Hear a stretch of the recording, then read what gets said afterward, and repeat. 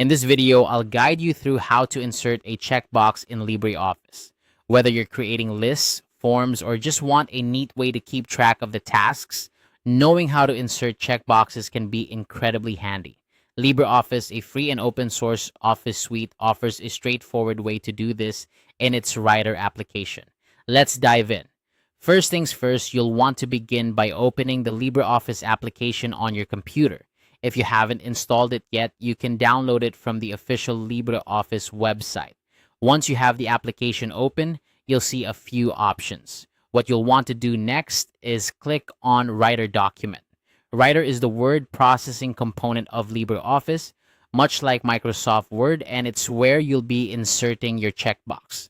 With your new Writer document open, go ahead and type the text you want to associate with the checkbox. This could be anything from a task you need to complete to an item on a list. Typing your text first helps you position your checkbox exactly where you want it. So think about the layout that will work best for your needs. Next, move your attention to the top menu of the application. You're going to click on Form.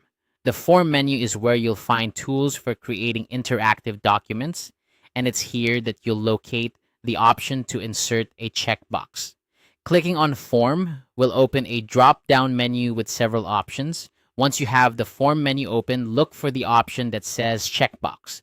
This is the tool you'll use to insert a checkbox into your document.